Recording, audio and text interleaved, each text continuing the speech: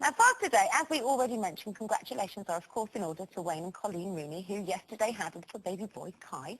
Now, Wayne's mum, Jeanette, is quite rightly delighted and let slip that baby Kai could follow in his father's footsteps, saying hopefully he'll play for Everton one day, but Alex Ferguson might try to sign him up for Manchester United. So, what do you think, ladies? Would we encourage our children to follow in our footsteps, or would we actively discourage them?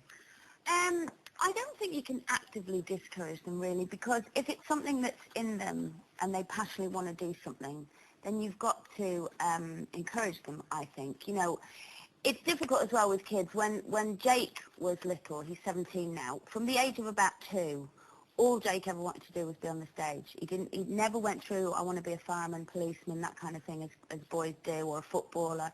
That's all he ever wanted to do. So I think no matter how much if I'd have gone, no, you can't be in show business, I don't want you to, it's his passion, it's in his blood, as they say. Shane Jr., on the other hand, all he ever wanted to be was a footballer, and he was a great footballer. You know, he had trials for a lot of clubs, right up until about the age of 18. And then just decided all of a sudden that he wanted to sing, and now, you know, the two of them are in the business and supporting us on the tour and stuff like that, and it's just in them, and I, you know, it's...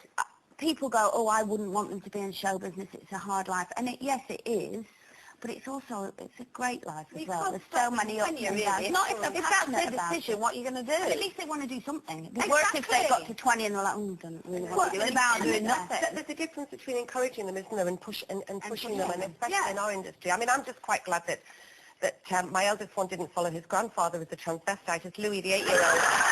Louis, the 8-year-old, came down last week in full drag going, hi, Mummy, I'm my alter ego, Melanie Rose. Melanie Rose, hello. Oh, anyway, gypsy. But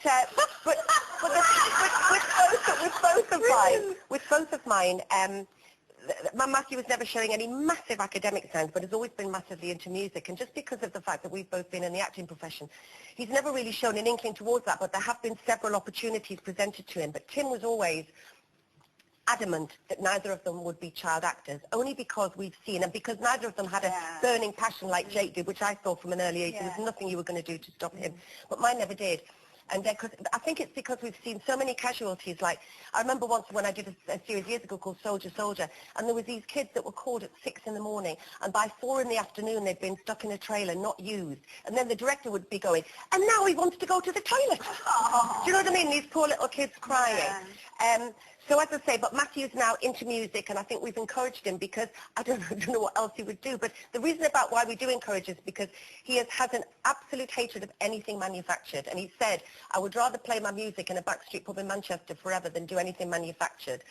And now he's doing really well, played the Carling Academy last week, and fingers crossed are going to be signed by the end of the year. So only because I'm supporting him, because I want my MTV crib in Beverly Hills. He's a rock star. It's not just that, though, is it? It's about encouraging your children to follow their dreams, whatever they may be. And in your both your instances, they happen to fall within your kind of line of work. But I think what you really want for your kids is for them to want to jump out of bed every day because they're going off to do something that they really, really want to do. Matthew hasn't quite got the jumping out of bed every day. Isn't it very hard in life anyway? I think a lot of people would say they go through their life not necessarily know what they want to do. I think that's really hard to make a decision. I mean, if I hadn't done what I did, I'd still be wondering what I'm doing. I still wonder what I'm doing every day. But the thing is, with my daughter, she wanted to sing and dance and act. In fact, did go to drama school and was very good at it. And then she came out and said, I don't want to do that. I don't want your lifestyle. I don't want the worry and the rejection and on the end of the phone wondering whether you've got a next job, wondering where the next penny's coming from. And yet my little Oliver, my grandson, my cousin was a footballer. He was Gary Birtles and he played for Nottingham Forest. And Oliver is the most fantastic footballer at 3. Now, hopefully, you don't know, the genes might have passed down and, you know, he might be a footballer. Well, that would be great. But you know what? What does it matter as long as they're happy and they do something? I mean, the X Factor and things like that hasn't helped because 5 minutes of fame has come into it. That's the thing. They want to be famous. Yeah, but for 5 minutes. And you've got to filter that out because I think there's a difference between really wanting to play football and wanting to be adored for playing football and all the riches that come with it. And the same with the acting. I mean, Tim always says it's got to be in your bones. If there's anything you'd rather do, do it. It's got to be to go into our industry. It's got to be in your bones. Because when we started, it wasn't about fame. You just thought it was the longevity. You just thought you were going to act and and that's what you're going to do at 295 years of age.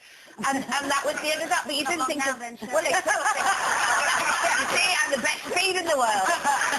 Okay, now listen up, because we've got some pretty big news for you. Take a look at who's going to be popping in to see us next Monday.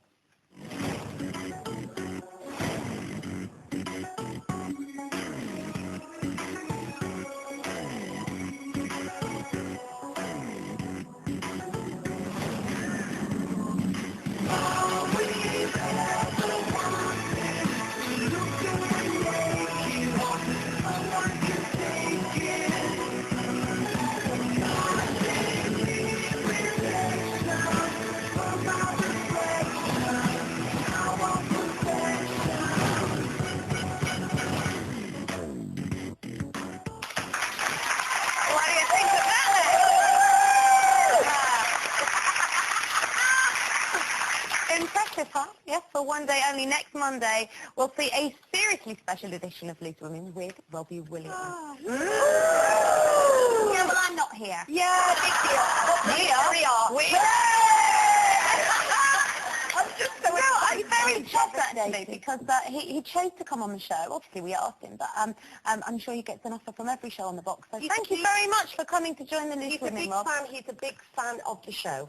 He is. But don't do the Enrique thing and slobber on him, will you? Because they don't want you. Why else are you coming on? Yes, me and Robbie will stand back years. Okay, we'll find out how far next Monday. Time for a little break now.